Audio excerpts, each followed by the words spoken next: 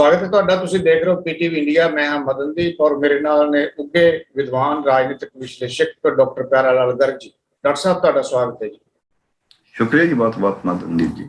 जी कुछ अहम गल्लां हन जिहदे ते असीं विचार करनी है, छप रही है, कुछ कंसोआं च भी आ रही है। मिसाल के तौर पर महाराष्ट्र तो वेले होकर भारतीय जनता पार्टी हुण पंजाब वाल रुख कर रही है। इस तरह का रवैया जिहड़ा है वो निजी तौर पर कई नेतावां दे मूंह सुनिया जा सकता है। हालांकि इस तरह दियां कैमरे के सामने आके गल्लां नहीं करते, पर यह आम किया जा रहा है कि पंजाब के अंदर आम आदमी पार्टी की सरकार पूरे 5 साल नहीं कटेगी आने वाले दिनों। क्योंकि ये भी दावे किए जा रहे हैं कि आम आदमी पार्टी के कुछ वड्डे लीडर, कुछ विधायक भारतीय जनता पार्टी के संपर्क में ने। कितनी कुछ सच्चाई है डॉक्टर साहब तो जाणांगे। इस तो इलावा पंजाब के नवे DGP ਨੂੰ जारी दे दिता गया। बेशक कार्यकारी DGP बनाए गए गौरव यादव, पर की ਇਹਦੇ ਨਾਲ ਪੰਜਾਬ ਦੇ ਵਿੱਚ ਅਮਨ ਸ਼ਾਂਤੀ ਕਾਇਮ ਹੋ ਜਾਵੇਗੀ? ਇਹਦੇ ਤੇ ਵਿਚਾਰ ਕਰਾਂਗੇ। ਮਾਨ ਦੀ ਨਵੀਂ ਕੈਬਨਿਟ ਕਿੰਨੀ ਕੁ ਗਤੀ ਦੇਵੇਗੀ ਸਰਕਾਰ ਨੂੰ? ਸਭ ਤੋਂ ਪਹਿਲਾਂ ਡਾਕਟਰ ਸਾਹਿਬ ਮੈਂ ਇਹੀ ਜਾਣਨਾ ਚਾਹਣਾ ਕਿ ਕੀ ਸੱਚਮੁੱਚ ਮਹਾਰਾਸ਼ਟਰ ਵਾਂਗ ਪੰਜਾਬ ਦੇ ਵਿੱਚ ਵੀ ਸੱਤਾ ਤਬਦੀਲੀ ਹੋ ਸਕਦੀ? ਕੀ ਭਾਰਤੀ ਜਨਤਾ ਪਾਰਟੀ ਕਬਜ਼ਾ ਕਰ ਸਕਦੀ ਹੈ ਜਿਵੇਂ ਕਿ ਕਨਸੋਆਂ ਆ ਰਹੀਆਂ ਸਾਹਮਣੇ? देखो अज दे जिहड़ा सियासी युग है, जिहो जिहा सियासत चल रही है, जिहो जिहा सियासतदानां दा वरतारा रहा है पिछले 5-7-10 सालों तो लगातार ही, कि जिहो जिहा भारतीय जनता पार्टी का किरदार है। भारतीय जनता पार्टी किसी भी तौर तरीके नाल दाम साम दंड भेद सब कुछ करके अपनी ताकत हथियाना चाहती है। तो ये ਜਿਹੜੀਆਂ ਕਿਆਸ ਰਾਈਆਂ ਨੇ ਜਾਂ ਜਿਹੜੀਆਂ ਕੰਸੋਆਂ ਨੇ ਜਾਂ ਜਿਹੜੇ ਲੋਕਾਂ ਦੀ ਸੋਚ ਹੈ, ਇਹ ਕੋਈ ਇੰਨੀ ਐ ਵੀ ਨਹੀਂ ਵੀ ਇਹ ਬਿਲਕੁਲ ਹੀ ਗਲਤ ਹੋਵੇ। ਕਈਆਂ ਨੂੰ ਲੱਗਦਾ ਹੈ ਵੀ ਜੀ 92 MLA ਨੇ, ਫਿਰ ਕਿਉਂਕਿ ਅੱਧੀਆਂ ਟਿਕਟਾਂ ਤਾਂ ਇਹਨਾਂ ਨੇ ਜਿਹੜੀਆਂ ਦਿੱਤੀਆਂ ਸੀ ਉਹ ਦਿੱਤੀਆਂ ਹੀ ਦੂਜੀਆਂ ਪਾਰਟੀਆਂ ਚੋਂ ਆਇਆ ਹੋਇਆ ਨੂੰ ਸੀ। ਜਿਹੜੇ ਟਿਕਟ ਲੈਣ ਵਾਸਤੇ ਇਹਨਾਂ ਕੋਲ ਆਏ ਸੀ ਉਹਨਾਂ ਨੂੰ ਜਾਣ ਚ ਵੀ ਕਿਆ ਦਿੱਕਤ ਹੋਏਗੀ ਜਿਹੜੇ ਜਿੱਤ। ਸੋ ਇਹ ਜੀ ਕੋਈ ਉਹਨਾਂ ਨੂੰ ਲੱਗਦਾ ਨਹੀਂ ਵੀ ਕਿਸੇ ਦਾ ਕੋਈ ਪਾਰਟੀ ਦਾ, ਕਿਉਂਕਿ ਪਾਰਟੀਆਂ ਦਾ ਕੋਈ ਅੱਜ ਕੱਲ੍ਹ ਸਿਧਾਂਤਕ ਆਧਾਰ ਤਾਂ ਰਿਹਾ ਨਹੀਂ। ਪਾਰਟੀਆਂ ਜਿਹੜਾ ਹੈਗਾ ਉਹ ਮੌਕੇ ਦੇ ਉੱਤੇ ਤਾਕਤ ਦੇ ਨਾਲ ਜੁੜੀਆਂ ਹੋਈਆਂ ਨੇ। ਸੋ BJP ਉਸ ਤਾਕਤ ਇਹ ਗੱਲ ਨੂੰ ਪਛਾਣਦੀ ਹੈ। BJP ਵੀ ਜੁੜੀ ਹੋਈ ਤਾਕਤ ਨਾਲ ਹੀ ਹੈ ਵੀ ਧੱਕੇ ਨਾਲ ਧੋੜੇ ਨਾਲ ਜਿਵੇਂ ਮਰਜ਼ੀ ਕਰੋ, ED ਦੀ ਵਰਤੋਂ ਕਰੋ, ਲਾਲਚ ਦਿਓ, ਜੋ ਮਰਜ਼ੀ ਕਰੋ, ਤੋੜ ਕੇ ਆਪਣੀਆਂ ਸਰਕਾਰਾਂ ਬਣਾਉਣੀਆਂ। ਤਾਂ ਕਿ ਉਹਨਾਂ ਨੂੰ ਪਤਾ ਹੈ ਵੀ ਜੇ ਸਰਕਾਰ ਇਹਨਾਂ ਦੀ ਬਣੀ ਵੀ ਰਹੇਗੀ, ਕੇਂਦਰ ਸਾਡੇ ਬੈਠੇ ਕੁਛ ਨਹੀਂ ਸਕਦੇ, ਸਾਡੇ ਸਾਹਮਣੇ ਕੋਈ CM ਨਹੀਂ ਬੋਲ ਸਕੇਗਾ। ਅਸੀਂ ਜੋ ਮਰਜ਼ੀ ਕਰੀਏ। ਆ ਤੁਸੀਂ ਅਕਾਲੀ ਦਲ ਦਾ ਨਹੀਂ ਦੇਖਿਆ ਸੀ ਬਾਰ-ਬਾਰ, ਤੇ ਹੁਣ ਤਾਂ ਨਾਲ ਹੀ ਚੱਲ ਰਿਹਾ ਪ੍ਰੈਜ਼ੀਡੈਂਟ ਦੀਆਂ ਚੋਣਾਂ 'ਚ ਵੀ ਕੋਈ ਨਹੀਂ ਜੀ ਅਸੀਂ ਤੁਹਾਨੂੰ ਵੋਟ ਪਾਵਾਂਗੇ। ਆਪੋਜੀਸ਼ਨ ਦੂਜੇ ਪਾਸੇ ਤੁਰਦੀ ਹੈ, ਇਹ ਕਹਿੰਦੇ ਅਸੀਂ ਉੱਧਰ ਪਾਵਾਂਗੇ। ਇਹ ਤੋਂ ਹੁਣ ਸਭ ਨੂੰ ਪਤਾ ਲੱਗ ਜਾਂਦਾ ਹੈ ਕਿ BJP ਨੇ ਕਰਿਆ। ਦੇਖੋ ਰਾਜਸਥਾਨ ਦੇ ਵਿੱਚ ਤੋੜਨ ਦੀ ਕੋਸ਼ਿਸ਼ ਕਰੀ, ਉਹ ਨਹੀਂ ਸਫਲ ਹੋਏ। ਗਹਿਲੋਤ ਸਾਹਿਬ ਨੂੰ ਪਹਿਲਾਂ ਪਤਾ ਲੱਗ ਗਿਆ ਕੁਛ ਉਹਨਾਂ ਨੇ ਕਰਿਆ, ਚੌਕਸ ਹੋ ਗਏ ਜ਼ਿਆਦਾ। ਮੱਧ ਪ੍ਰਦੇਸ਼ ਦੀ ਤੋੜੀ ਸੀ ਨਾ, ਕਰਨਾਟਕਾ ਦੀ ਤੋੜੀ ਹੋਈ ਸੀ ਨਾ, ਗੋਆ ਦੇ ਵਿੱਚ ਧੱਕੇ ਨਾਲ ਹੀ ਸਰਕਾਰ ਏਦਾਂ ਹੀ ਤੋੜ ਕੇ ਬਣਾਏ ਸੀਗੇ ਨਾ। ਆ ਹੁਣ ਜਿਹੜੀ ਮਹਾਰਾਸ਼ਟਰ ਦੀ ਵੈਸਟ ਬੰਗਾਲ 'ਚ ਵੀ ਚੋਣਾਂ ਤੋਂ ਪਹਿਲਾਂ ਕੋਸ਼ਿਸ਼ ਕਰ ਚੁੱਕੇ ਆ। ਹਾਂ, ਕਿ ਹਰ ਜਗ੍ਹਾ ਦੇ ਉੱਤੇ ਉਹ ਹਰ ਤਰੀਕੇ ਨਾਲ। ਤੇ ਹੁਣ ਜਿਹੜੀਆਂ ਵਿਰੋਧੀ ਸਰਕਾਰਾਂ ਨੇ, ਉਹਨਾਂ ਚਾਹੇ ਝਾਰਖੰਡ ਹੈ, ਚਾਹੇ ਬਿਹਾਰ ਹੈ, ਹਾਲਾਂਕਿ ਨਿਤਿਸ਼ ਇਹਨਾਂ ਦਾ ਹੀ ਦੋਸਤ ਹੈ, ਚਾਹੇ ਉਹ ਆਂਧਰਾ ਪ੍ਰਦੇਸ਼ ਹੈ, ਚਾਹੇ ਉਹ ਤੇਲੰਗਾਨਾ ਹੈ, ਤੇ ਉਹਨਾਂ ਦੇ ਵਿੱਚ ਇਹਨਾਂ ਦੀ ਕੋਸ਼ਿਸ਼ਾਂ ਤਾਂ ਰਹਿਣਗੀਆਂ। ਛੱਤੀਸਗੜ੍ਹ 'ਚ ਅਜੇ ਤੱਕ ਸੁਣੀ ਨਹੀਂ ਇਹਨਾਂ ਦੀ ਕੋਸ਼ਿਸ਼, ਨਹੀਂ ਪਤਾ ਲੱਗਿਆ ਵੀ ਉਹ ਕਿਉਂ ਨਹੀਂ ਇਹਨਾਂ ਨੇ ਆਪਦੇ ਆਪ ਤੇ ਟਾਰਗੇਟ ਤੇ ਰੱਖਿਆ। ਤੇ ਇਹ ਸਾਰੀਆਂ ਸਰਕਾਰਾਂ ਨੂੰ ਤੋੜਨ ਵਾਸਤੇ ਪੂਰਾ ਵਾਹ ਲਾਉਂਦੇ ਨੇ। ਪਹਿਲੀ ਗੱਲ ਇਹ ਮੰਨ ਕੇ ਚੱਲਣਾ ਜੀ। ਦੂਜੀ ਲਾਉਂਦੇ ਇਸ ਕਰਕੇ ਨੇ ਵੀ ਇਹਨਾਂ ਨੂੰ ਇੱਕ ਵਾਰੀ ਸਾਡੇ ਨਾਲ ਆ ਜਾਣ, ਮੁੜ ਕੇ ਕਰਪਸ਼ਨ ਦਾ ਤੇ ਇਹਨਾਂ ਦੇ ਵਾਸਤੇ ਕੋਈ ਹੁਣ BJP ਨੂੰ ਕੋਈ ਰਿਹਾ ਨਹੀਂ। ਬਨਸੁਬੀ ਕੋਈ ਕਰਪਸ਼ਨ ਨਹੀਂ ਹੋਣੀ ਚਾਹੀਦੀ ਜਾਂ ਹੋਰ ਨਹੀਂ, ਕੁਛ ਵੀ ਕਰੋ, ਜੋ ਮਰਜ਼ੀ ਕਰੋ, ਉਹ ਖੁੱਲ੍ਹਾ ਉੱਥੇ। ਤੇ ਉਹਦੇ ਵਿੱਚ ਇੰਨਾ ਹੀ ਆਇਆ ਵੀ ਜਿੰਨੀ ਤੁਸੀਂ ਕਰ ਲਓਗੇ ਉਦੋਂ ਮੁੜ ਕੇ ਸਾਡੇ ਡੰਡੇ ਥੱਲੇ ਰਹੋਗੇ, ਫਿਰ ਤਾਂ ਤੁਸੀਂ ਉੱਠ ਹੀ ਨਹੀਂ ਨਾ ਸਕਦੇ, ਫਿਰ ਤਾਂ ਜਿੱਦੇ ਮਰਜ਼ੀ ਤੁਹਾਨੂੰ ਅਸੀਂ ਥੱਲੇ ਲਾ ਲਾਂਗੇ। ਉਹਦੇ ਵਿੱਚ ਇਹ ਹੈ ਵੀ ਕਾਂਗਰਸ ਨੇ ਵੀ ਕੋਈ ਇਹੋ ਜਿਹਾ ਕੀਰਤੀਮਾਨ ਸਥਾਪਿਤ ਨਹੀਂ ਕੀਤਾ ਕਿ ਉਹਨਾਂ ਨੇ ਜਿਹੜਾ ਭ੍ਰਿਸ਼ਟਾਚਾਰ ਹੈ ਜਾਂ ਹੋਰ ਹੈ ਉਸ ਤੇ ਉਸ ਤਰੀਕੇ ਦੀ ਨੱਥ ਪਾਈ ਹੋਵੇ। ਜਿਹੜੀ ਵੱਡੀ ਪਾਰਟੀ ਸੀ, ਵਿਰੋਧੀ ਪਾਰਟੀ, ਭਾਵੇਂ ਸੀਟਾਂ ਉਹਦੀਆਂ ਜੋ ਮਰਜ਼ੀ ਹੋਣ, ਦੇਸ਼ ਦੇ ਵਿੱਚ ਅੱਜ ਵੀ ਜੇ ਕਿ ਇੱਕ ਪੂਰੇ ਦੇਸ਼ 'ਚ ਵਿਰੋਧੀ ਪਾਰਟੀ ਹੈ ਤਾਂ ਕਾਂਗਰਸ ਹੀ ਹੈ। ਤੇ ਇਸੇ ਤਰ੍ਹਾਂ ਹੀ ਜੇ ਅਸੀਂ ਦੇਖੀਏ ਜਿਹੜੀ ਆਪ ਹੈ, ਆਪ ਨੇ ਵੀ ਕੋਈ ਇਹੋ ਜਿਹਾ ਕੀਰਤੀਮਾਨ ਤਾਂ ਪੰਜਾਬ ਵਾਲੀ ਨੇ ਸਥਾਪਿਤ ਨਹੀਂ ਕੀਤਾ ਸੀ, ਕਿਉਂਕਿ ਪਹਿਲਾਂ ਦੇ 20 MLA ਸੀ, 3 ਵਾਰੀ LOP ਬਦਲਿਆ, 2 LOP ਤਾਂ ਇਹਨਾਂ ਦੇ ਪ੍ਰੈਕਟੀਕਲੀ ਜਿਹੜੇ ਹੈਗੇ ਸੀ ਦੂਜੀਆਂ ਪਾਰਟੀਆਂ 'ਚ ਹੀ ਚਲੇ ਗਏ, ਕਾਂਗਰਸ ਚਲਾ ਗਿਆ, ਇੱਕ ਬੀਜੇਪੀ ਦੇ ਨਾਲ ਹੀ ਰਲ ਗਿਆ ਵੀ ਮੈਂ ਤਾਂ SGPC ਚੋਣ ਦਾ ਕਰਨਾ ਜੀ, ਤੇ ਮੈਂ ਤਾਂ SGPC ਨੂੰ ਲਾਉਣਾ। ਤੇ ਇਸੇ ਤਰ੍ਹਾਂ ਹੀ 10 MLA ਇਹਨਾਂ ਦੇ ਕਈ ਗਰੁੱਪ ਬਣੇ, ਕਦੇ ਕਿਤੇ ਚਲੇ ਗਏ, ਕਦੇ ਕਿਤੇ ਚਲੇ ਗਏ। ਤੇ ਇੱਕ ਤਾਂ ਰੋਪੜ ਦਾ MLA ਇਹ ਵੀ ਕਹਿੰਦਾ ਸੁਣਿਆ ਗਿਆ ਉਦੋਂ ਹੀ ਵੀ ਜੇ ਮੈਂ ਨਾ ਜਾਂਦਾ ਕਾਂਗਰਸ 'ਚ ਤਾਂ ਫਿਰ ਮੈਂ 3 ਸਾਲ ਦੀ ਜੇਲ੍ਹ ਕੱਟਣੀ ਪੈਣੀ ਸੀ, ਕਿਉਂਕਿ ਕਾਂਗਰਸ ਵੀ ਤਾਂ ਇਹੋ ਜਿਹੇ ਤੌਰ ਵਰਤਦੀ ਸੀ। ਸੋ ਇਸ ਕਰਕੇ ਇਹਨਾਂ ਦੇ ਜਿਹੜੇ ਉਸ ਤਰੀਕੇ ਦੇ ਨੇ। ਅਗਲੀ ਗੱਲ, ਜਿਹੜੇ ਕੁਛ ਲੋਕਾਂ 'ਚ ਬੇਚੈਨੀ ਹੈ ਤੇ ਡਿਸਿਪਲਿਨ ਆਮ ਆਦਮੀ ਪਾਰਟੀ 'ਚ ਹੋਰ ਵੀ ਘੱਟ ਹੈ, ਡਰ ਜ਼ਿਆਦਾ ਹੈ, ਡਿਸਿਪਲਿਨ ਘੱਟ ਹੈ। ਉਹਦਾ ਡਿਸਿਪਲਿਨ, ਅਨੁਸ਼ਾਸਨ ਤੇ ਇੱਕ ਡਰ ਬਹੁਤ ਜ਼ਿਆਦਾ ਹੈ ਕਿ ਵੀ ਇੱਕ ਦੂਜੇ ਦਾ ਰਿਕਾਰਡ ਕਰੀ ਜਾਂਦੇ ਨੇ, ਪਤਾ ਨਹੀਂ ਕਦ ਕਿਸੇ ਨੇ ਕੀ ਦੱਸਣਾ। ਆਪਸ ਵਿੱਚ ਗੱਲ ਕਰਦੇ ਡਰਦੇ ਨੇ ਇਹਨਾਂ ਦੇ ਬੰਦੇ, ਇਹ ਧਰ ਕੇ ਰਿਕਾਰਡ ਕਰਕੇ ਸੁੱਚਾ ਸਿੰਘ ਛੋਟੇਪੁਰ ਨਾਲ ਹੋਰ ਕੀ ਕਰੇ। ਇਹੀ ਗੱਲ ਡਾਕਟਰ ਸਾਹਿਬ ਹੈਗੀ ਹੈ ਜਿਹੜੀ ਮੈਂ ਮਾਫੀ ਚਾਹੂੰਗਾ, ਮੈਂ ਵਿੱਚੋਂ ਕੱਟ ਰਿਹਾ ਵੀ ਜਿਹੜੀ ਘੁੱਟਣ ਹੈ ਆਮ ਆਦਮੀ ਪਾਰਟੀ ਦੇ ਅੰਦਰ, ਵਿਧਾਇਕਾਂ ਦੇ ਵਿੱਚ ਬਹੁਤ ਘੁੱਟਣ ਪਾਈ ਜਾ ਰਹੀ ਹੈ, ਬਹੁਤ ਇੱਧਰੋਂ ਉੱਧਰੋਂ ਪਤਾ ਲੱਗਦਾ ਹੈ, ਬਹੁਤ ਡਰੇ ਹੋਏ ਆ। ਇਸ ਘੁੱਟਣ ਦੇ ਵਿੱਚ ਕਿੰਨਾ ਕੁ ਚਿਰ ਕੱਟ ਜਾਣਗੇ, ਇਹ ਬੜਾ ਵੱਡਾ ਸਵਾਲ ਜਿਹੜਾ ਤੁਸੀਂ ਉਠਾਇਆ ਸਰ। ਨਹੀਂ, ਘੁੱਟਣ 'ਚ ਕੱਟਦੇ ਜੇ ਉਹਨਾਂ ਨੂੰ ਅਗਲਾ ਕੋਈ ਹੋਰ ਜਿਹਨੂੰ ਅਸੀਂ ਕਹਿੰਦੇ ਆ ਖੇਤ ਨਾ ਮਿਲੇ ਆਪਦੇ, ਉਸ ਵਾਸਤੇ ਘੁੱਟਣ 'ਚ ਹੀ ਕੱਟਦੇ ਨੇ। ਬੀਜੇਪੀ ਦੇ ਸਾਰੇ ਘੁੱਟਣ 'ਚ ਹੀ ਕੱਟਦੇ ਨੇ, ਬੀਜੇਪੀ ਦੇ ਕਿਹੜੇ ਛੱਡਦੇ ਨੇ, ਉਹਨਾਂ ਨੂੰ ਕਿਹੜਾ ਘੁੱਟਣ ਨਹੀਂ ਹੈ, ਉਹਨਾਂ ਨੂੰ ਤਾਂ ਇਦੋਂ ਵੀ ਜ਼ਿਆਦਾ ਘੁੱਟਣਾ। ਪਰ ਉੱਥੇ ਆਇਆ ਵੀ ਠੀਕ ਹੈ ਕਰੀ ਜਾਓ, ਤੁਹਾਨੂੰ ਚੁੱਪ ਕਰਕੇ ਬੈਠੇ ਰਹੋ ਜੇ ਬੋਲੋਗੇ। ਬੀਜੇਪੀ ਤਾਂ ਆਪਣੀਆਂ ਜਥੇਬੰਦੀਆਂ ਨੂੰ ਕਹਿ ਦਿੰਦੀ ਹੈ। ਆ ਪਿੱਛੇ RSS ਨੇ ਆਪਣੀਆਂ ਜਿਹੜੀਆਂ ਭਾਰਤੀ ਕਿਸਾਨ ਸੰਘ, ਭਾਰਤੀ ਮਜ਼ਦੂਰ ਸੰਘ, BMS ਤੇ ਆਪਣੀ ਸਵਦੇਸ਼ੀ ਜਾਗਰਣ ਮੰਚ, ਜਿਨ੍ਹਾਂ ਨੂੰ ਕਹਿਤਾ ਸੀ ਵੀ ਰੌਲਾ ਰੌਲਾ ਨਾ ਪਾਓ, ਅਸੀਂ ਸਿਰਫ ਜਿਹੜਾ ਹੈ ਸੰਸਕ੍ਰਿਤਕ ਰਾਸ਼ਟਰਵਾਦ ਕਰਨਾ ਹੈ, ਕੋਈ ਤੁਸੀਂ ਆਹ ਭਾ ਹੋਰ ਫਲਾਣਾ ਇਸ ਦੇ ਉੱਤੇ ਕੋਈ ਗੱਲ ਨਹੀਂ ਕਰਨੀ, ਉਹ ਆਪਣਾ ਟਮਟਮਾ ਜਿਹੜਾ ਰੱਖਣਾ ਰੱਖੀ ਜਾਓ। ਸੋ ਇਸ ਕਰਕੇ ਉਹਦੇ ਵਿੱਚ ਇਹ ਨਹੀਂ ਹੈ ਕਿ ਪਾਰਟੀਆਂ ਦੇ ਵਿੱਚ ਘੁੱਟਣ ਨਹੀਂ ਘੁੱਟਣ। ਬੀਜੇਪੀ ਕਾਂਗਰਸ 'ਚ ਕਿਹੜਾ ਹੈ ਨਹੀਂ ਸੀ, ਕੈਪਟਨ ਨੂੰ ਕੱਢਿਆ, ਪਹਿਲਾਂ ਕੈਪਟਨ ਰੋਹਬ ਨਾਲ ਰਹਿੰਦਾ ਸੀ, ਘੁੱਟਣ ਸਿਆਸੀ ਘੁੱਟਣ ਸੀ, ਬੀਜੇਪੀ ਚ ਰਲਿਆ, ਉਹ ਸਿਆਸੀ ਘੁੱਟਣ ਹੈ। ਪਰ ਆਮ ਆਦਮੀ ਪਾਰਟੀ ਦੇ ਵਿੱਚ ਜਿਹੜੀ ਘੁੱਟਣ ਪਾਈ ਜਾ ਰਹੀ ਹੈ, ਜਿਵੇਂ ਕਿ ਅਸੀਂ ਸੁਣ ਰਹੇ ਹਾਂ ਇਧਰੋਂ ਉਧਰੋਂ, ਤੇ ਇਹ ਕੋਈ ਪਤਾ ਨਹੀਂ ਵੀ ਆਮ ਆਦਮੀ ਪਾਰਟੀ ਦੇ ਅੰਦਰ ਹੀ ਕੋਈ ਕਿਸੇ ਨੂੰ, ਜਿਵੇਂ ਕਿਸੇ ਥਾਣੇਦਾਰ ਨੂੰ ਫੜਾਉਣਾ ਹੁੰਦਾ, ਏਦਾਂ ਵੀ ਕੁਝ ਹੋ ਜਾਏ। ਏਦਾਂ ਦੀ ਘੁੱਟਣ ਜਿਹੜੀ ਹੈਗੀ ਹੈ ਜ਼ਿਆਦਾ ਖਤਰਨਾਕ ਹੈ। ਵਿਜੀਲੈਂਸ ਦਾ ਜਿਹੜਾ ਖਤਰਾ ਆ ਉਹ ਜ਼ਿਆਦਾ ਤੰਗ ਕਰ ਰਿਹਾ ਹੈ, ਵਿਧਾਇਕਾਂ ਨੂੰ ਵੀ ਕਰ ਰਿਹਾ ਹੈ। ਨਹੀਂ, ਮੈਨੂੰ ਐਂ ਲੱਗਦਾ ਹੈ ਵੀ ਇਹ ਹੈ ਤਾਂ ਸਾਰਿਆਂ 'ਚ ਹੀ, ਇਹ ਆਪਾਂ ਕਹੀਏ ਵੀ ਨਹੀਂ ਹੈਗਾ, ਇਹ ਸਾਰਿਆਂ 'ਚ ਹੀ ਹੈ। ਪਰ ਜਦ ਉਹਨਾਂ ਦੇ ਉੱਤੇ ਆ ਜਾਂਦੀ ਹੈ, ਹੁਣ ਕਹੀ ਨਹੀਂ ਜਾਂਦਾ ਸੀ ਕੈਪਟਨ ਬਾਅਦ ਦੇ ਵਿੱਚ ਕਹਿੰਦਾ ਜੀ ਮੈਂ ਤਾਂ ਉੱਥੇ ਗਿਆ ਸੀ ਸੋਨੀਆ ਗਾਂਧੀ ਕੋਲ ਲੈ ਕੇ ਲਿਸਟ ਵੀ ਆਏ ਨੇ, ਮੰਤਰੀ ਨੇ ਕਰਪਟ ਨੇ, ਤੇ ਜਦ ਉਹਨੇ ਮੈਨੂੰ ਆਖਿਆ ਵੀ ਆਹ ਕੀ ਹੋ ਰਿਹਾ, ਕਹਿੰਦੀ ਮੈਂ ਆਖਿਆ ਵੀ ਫਿਰ ਮੈਂ ਸਾਰਿਆਂ ਨੂੰ ਕੱਢਦਾ।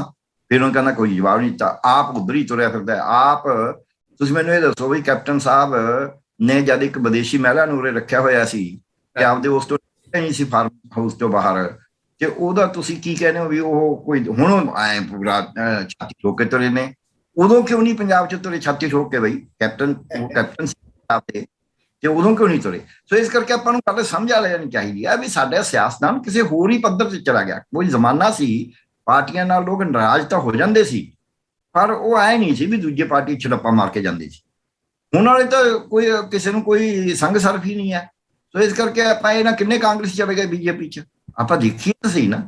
ਸੋ ਇਹ ਆਪਾਂ ਭੁਲੇਖਾ ਰੱਖੀਏ ਵੀ ਉਹ ਨਹੀਂ ਕਰ ਸਕਦੇ। ਕੋਈ ਸਵਾਲ ਬੜਾ ਵੱਡਾ ਉਠਾ ਦਿੱਤਾ ਹੈ ਵੀ ਕੀ ਭਾਰਤੀ ਜਨਤਾ ਪਾਰਟੀ ਦੇ ਨਾਲ ਹੁਣ ਚਲੇ ਗਏ ਆ ਕੈਪਟਨ ਅਮਰਿੰਦਰ ਸਿੰਘ ਹੋਣੀ, ਸਮਝ ਲਓ, ਤਾਂ ਉਹ ਇਹਨਾਂ ਨੂੰ ਆਗਿਆ ਦੇਣਗੇ ਵੀ ਰੂਸਾਂ ਨੂੰ ਖੁੱਲ ਕੇ ਇੱਥੇ, ਕਿਉਂਕਿ ਪਾਕਿਸਤਾਨ ਦੇ ਖਿਲਾਫ ਜਿੰਨੀ ਭਾਰਤੀ ਜਨਤਾ ਪਾਰਟੀ ਬੋਲਦੀ ਕੋਈ ਵੀ ਨਹੀਂ ਬੋਲਦਾ, ਤੇ ਕੈਪਟਨ ਨੂੰ ਹੁਣ ਖੁੱਲ ਦੇ ਦੇਣਗੇ ਕਿ ਰੂਸਾਂ ਨੂੰ ਲਾਇਆ ਤਾਂ ਕੋਈ ਗੱਲ ਨਹੀਂ, ਹੁਣ ਤਾਂ ਬਿਮਾਰ ਨੇ ਕੈਪਟਨ ਸਾਹਿਬ ਤੇ ਉਹਨਾਂ ਦੀ ਸੇਵਾਦਾਰੀ ਦੀ ਵੀ ਲੋੜ ਹੈ।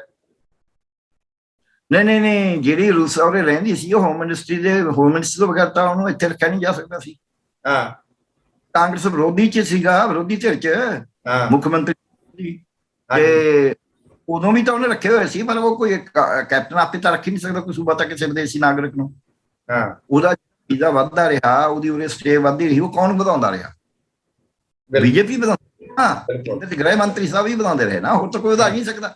ਸੋ ਇਸ ਕਰਕੇ ਆਪਾਂ ਇਸ ਨੂੰ ਨਾ ਸੋਚੀਏ ਉਹਨਾਂ ਨੂੰ ਕੀ ਫਰਕ ਪੈਂਦਾ, ਉਹਨਾਂ ਦੇ ਭਾਵੇਂ ਉਹਨਾਂ ਦੇ ਆਪਦੇ ਤੁਹਾਡੇ ਖਿਆਲ 'ਚ ਉਹ ਨਹੀਂ ਕਰ ਰਹੇ। ਜਿੱਥੇ ਮਰਜ਼ੀ ਦੇਖ ਲਓ, ਜਿਹੜਾ ਮਰਜ਼ੀ ਤੁਸੀਂ ਦਰੀ ਚੁੱਕ ਲਓ, ਉਹਦੇ ਥੱਲੇ ਕੂੜਾ ਨਿਕਲਦਾ। ਅੱਜ ਹੁਣ ਉਹ RSS ਉਹ ਨਹੀਂ ਰਹੇ, ਖਾਸ ਕਰਕੇ ਬੀਜੇਪੀ, ਜਿਹੜੀ ਬੀਜੇਪੀ ਕਦੇ ਉਸੂਲਾਂ ਤੇ ਖੜੀ ਸੀ, ਜਿਹੜੇ ਕਹਿੰਦੇ ਸੀ ਅਟਲ ਬਿਹਾਰੀ ਵਾਜਪਾਈ ਜੀ ਅਡਵਾਨੀ ਹੋਰਾਂ ਵਾਲੀ ਬੀਜੇਪੀ ਨਹੀਂ ਹੈ। ਹੁਣ ਬੀਜੇਪੀ ਕੋਈ ਹੋਰ ਹੈ। ਕੋਈ ਜ਼ਮਾਨਾ ਸੀ ਬੀਜੇਪੀ ਦੇ ਵਿੱਚ ਜੋ ਵੀ ਹੋਵੇ ਇਮਾਨਦਾਰੀ ਤਿਆਗ ਦਾ ਕੋਈ ਲੈਵਲ ਸੀਗਾ, ਕੋਈ ਸ਼ੱਕ ਨਹੀਂ ਇਸ 'ਚ, ਮੈਨੂੰ ਕਹਿਣ 'ਚ ਕੋਈ ਝਿਜਕ ਨਹੀਂ ਹੈ, ਪਰ ਅੱਜ ਉਹ ਹੈ ਹੀ ਨਹੀਂ ਹੈ। ਅੱਜ ਤਾਂ ਇਹ ਆ ਵੀ ਆ ਜਾਓ ਜੀ ਨੇ ਆਉਣਾ, ਜੋ ਮਰਜ਼ੀ ਕਰਾ ਲਓ। ਅੱਗੇ ਉਹ ਅਫਵਾਹਾਂ ਤਾਂ ਫੈਲਾਉਣ ਦੇ ਸ਼ੁਰੂ ਤੋਂ ਆਦੀ ਨੇ, ਇੱਧਰ ਉੱਧਰ ਦੀਆਂ, ਪਰ ਇਹੋ ਜਿਹਾ ਕੰਮ ਨਹੀਂ ਕਰਦੇ ਸੀ। ਬਲਕਿ ਕਿਸੇ ਲੈਵਲ ਤੇ ਇਹ ਵੀ ਲੱਗਦਾ ਸੀ ਵੀ ਜੇ ਕੋਈ ਬੰਦਾ ਕਿਸੇ ਨੂੰ ਰਸਤਾ ਦੱਸਦਾ ਹੈ, ਕਿਸੇ ਦੇ ਨਾਲ ਜਾ ਕੇ ਤੁਰ ਕੇ ਜਾ ਕੇ ਦੱਸ ਕੇ ਆਉਂਦਾ ਹੈ, ਕਿਸੇ ਡਿੱਗੇ ਪੈ ਨੂੰ ਸੰਭਾਲਦਾ, ਉਹ ਸ਼ਾਇਦ RSS ਦਾ ਹੋਵੇ। ਇੱਥੇ ਤੱਕ ਗੱਲ ਹੋ ਗਈ ਸੀ ਲੋਕਾਂ 'ਚ, ਪਰ ਹੁਣ ਤਾਂ ਉਹ ਨਹੀਂ ਹੈ ਉਸ ਤਰੀਕੇ ਦਾ ਰਿਹਾ। ਹੁਣ ਤਾਂ ਦਿਖਾਵੇ ਵਾਸਤੇ ਹੋਣ ਲੱਗ ਗਿਆ ਬਹੁਤ ਕੁਛ।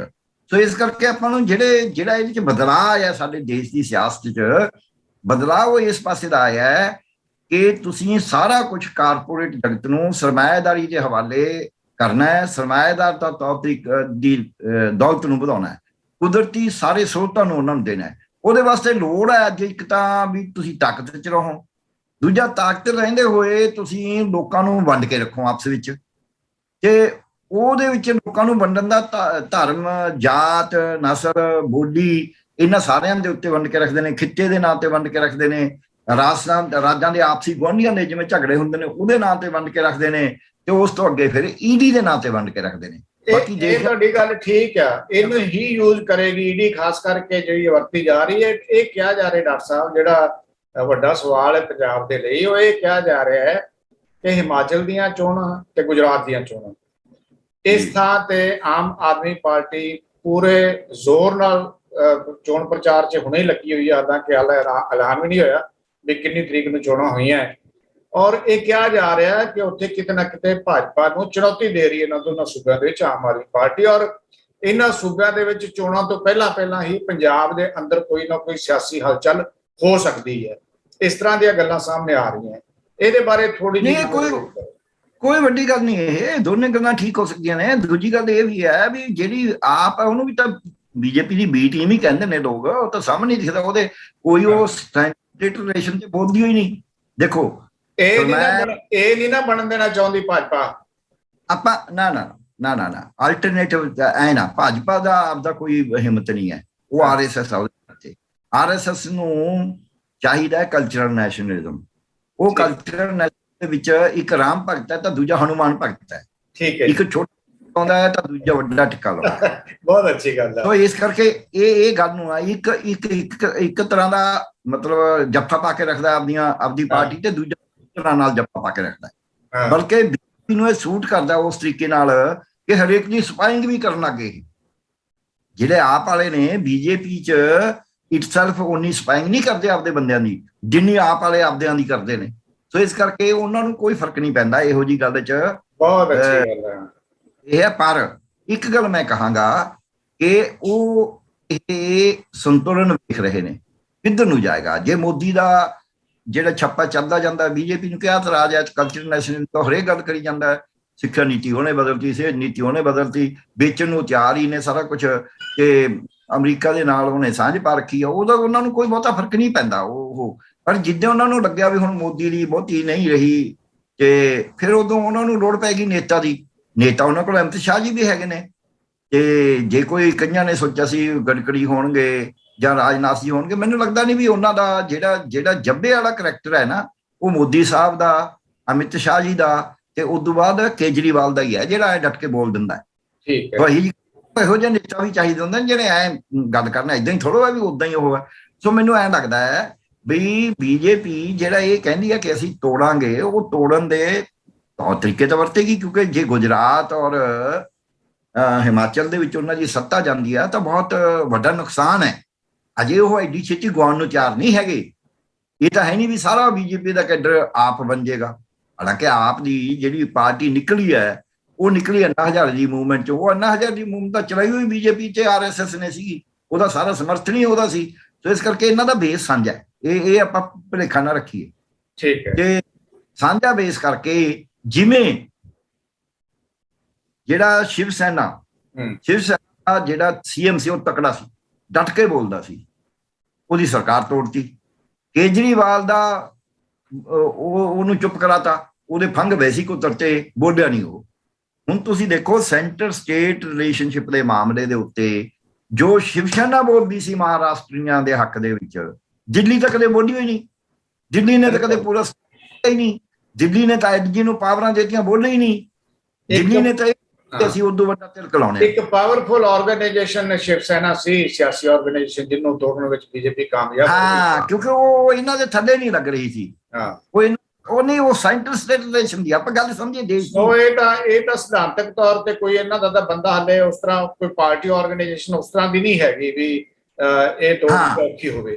ਸੋ ਇਸ ਕਰਕੇ ਦੇਸ਼ ਦੇ ਵਿੱਚ ਅੱਜ ਸਾਨੂੰ ਲੋੜ ਤਾਂ ਹੈਗੀ ਆ ਫੈਡਰਲਿਜ਼ਮ ਨੂੰ ਤਕੜਾ ਕਰਨ ਦੀ, ਸੂਬਿਆਂ ਦੇ ਅਧਿਕਾਰ ਲੈਣ ਦੀ। ਉਹ ਸਾਰੇ ਅਧਿਕਾਰ ਕੇਂਦਰ ਆਪਦੇ ਕੋਲ ਕਬਜ਼ਾ ਕਰੀ ਜਾਂਦਾ, ਕਿਉਂਕਿ ਉਹਨੇ ਬਾਨੀ ਡਾਨੀ ਨੂੰ। ਪਰ ਆਮ ਆਦਮੀ ਪਾਰਟੀ ਨੇ ਤਾਂ ਫੈਡਰਲ ਢਾਂਚੇ ਦੇ ਹੱਕ ਵਿੱਚ ਕਦੇ ਹਾਰ ਨਹੀਂ ਮਾਰੀ। ਨਹੀਂ, ਉਹ ਬਿਲਕੁਲ ਹੀ ਨਹੀਂ ਹੈ। ਨਾ ਨਾ ਨਾ ਨਾ ਨਾ ਨਾ ਨਾ ਨਾ ਨਾ ਨਾ, ਬਿਲਕੁਲ ਨਹੀਂ। ਉਹ ਲੋਕਾਂ ਨੂੰ ਤੱਕ ਦੇ ਕੇ ਵੀ ਨਹੀਂ ਰਾਜੀ। ਇਹ ਭੁਲੇਖਾ ਛੱਡੀਏ ਤਾਂ ਉਹ ਐਲਾਨੀਆਂ ਕਹਿੰਦੇ ਰਹੇ ਨੇ ਮੀਡੀਆ ਦੇ ਵਿੱਚ, ਸਭ ਦੇ ਸਾਹਮਣੇ ਪੈਨਲ ਡਿਸਕਸ਼ਨਾਂ 'ਚ, ਕਿ ਲੋਕਾਂ ਨੂੰ ਤਾਂ ਪਿੱਛੇ ਲਾਈਦਾ ਹੁੰਦਾ। ਲੋਕ ਸਿਆਣੇ ਨਹੀਂ ਹੁੰਦੇ, ਲੀਡਰ ਉਹਨਾਂ ਨੂੰ ਅੱਗੇ ਲੈ ਕੇ ਜਾਂਦਾ। ਉਹ ਤਾਂ ਲੀਡਰ ਦੀ ਤਾਕਤ ਚਾਹੁੰਦੇ ਨੇ, ਉਹ ਤਾਂ ਲੋਕਾਂ ਦੀ ਤਾਕਤ ਤੋਂ ਚਾਹੁੰਦੀ ਨਹੀਂ। ਦੂਜਾ ਉਹਨਾਂ ਦਾ ਐਲਾਨੀਆਂ ਇਹ ਹੈ ਕਿ ਅਸੀਂ ਤਾਂ ਭ੍ਰਿਸ਼ਟਾਚਾਰ ਖਤਮ ਕਰਨਾ ਹੈ।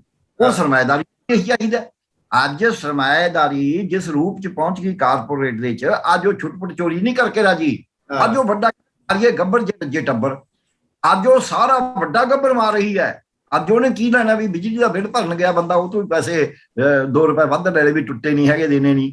ਡਾਕਖਾਨੇ ਕਰਾਉਣ ਜਾਵੇ, ਉੱਥੇ ਹੀ ਬੰਦਾ ਵੋਟ ਕਰੀ ਜਾਵੇ ਹੈ, ਜਾਂ ਉਹ ਰਾਸ਼ਨ ਲੈਣ ਜਾਵੇ, ਉੱਥੇ ਇਹੋ ਜਿਹੇ ਕੰਮਾਂ 'ਚ ਨਹੀਂ ਉਹ ਪੈ ਕੇ ਰਾਜੀ। ਦਫ਼ਤਰ 'ਚ ਉਹਦਾ ਕੰਮ ਹੀ ਨਾ ਹੋਵੇ, ਉਹਦੀ ਚਿੱਠੀ ਦਾ ਜਵਾਬ ਹੀ ਨਾ ਦਿੱਤਾ ਜਾਵੇ।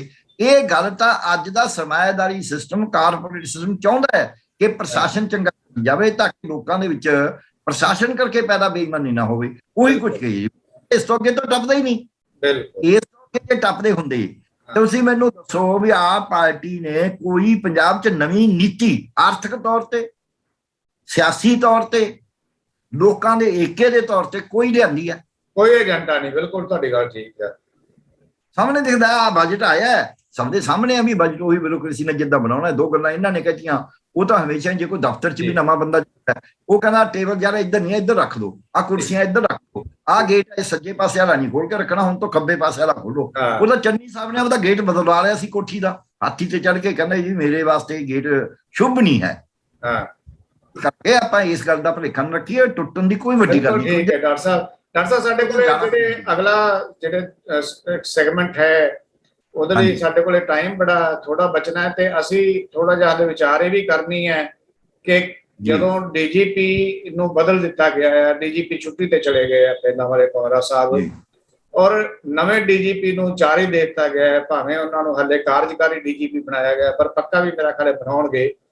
ਤੋ ਇਹਦੇ ਵਿੱਚ ਵਿਚਾਰ ਕਰਨ ਵਾਲੀ ਇਹ ਗੱਲ ਬਣਦੀ ਹੈ, ਜਿਵੇਂ ਵਿਰੋਧੀ ਧਿਰਾਂ ਤੇ ਆਮ ਸਮਾਜ ਦੇ ਵਿੱਚੋਂ ਪੰਜਾਬ ਦੀ ਅਮਨ ਕਾਨੂੰਨ ਸਥਿਤੀ ਦੇ ਉੱਤੇ ਚਿੰਤਾ ਦਾ ਪ੍ਰਗਟਾਵਾ ਕੀਤਾ ਜਾ ਰਿਹਾ ਸੀ ਕਿ ਆਮ ਆਦਮੀ ਪਾਰਟੀ ਦੀ ਸਰਕਾਰ, ਕੀ ਮੁੱਖ ਮੰਤਰੀ ਭਗਵੰਤ ਮਾਨ ਹੋਣੀ ਇਹ ਗੱਲ ਮੰਨ ਗਏ ਆ ਕਿ ਪੰਜਾਬ ਦੀ ਜਿਹੜੀ ਅਮਨ ਤੇ ਕਾਨੂੰਨ ਦੀ ਸਥਿਤੀ ਹੈ ਇਹ ਚਿੰਤਾਜਨਕ ਹੈ, ਇਸ ਕਰਕੇ ਬਦਲਿਆ ਗਿਆ ਡੀਜੀਪੀ ਨੂੰ। ਜੇ ਡੀਜੀਪੀ ਨੂੰ ਬਦਲ ਦਿੱਤਾ ਗਿਆ ਤਾਂ ਕੀ ਇਹਦੇ ਨਾਲ ਫਰਕ ਪਏਗਾ?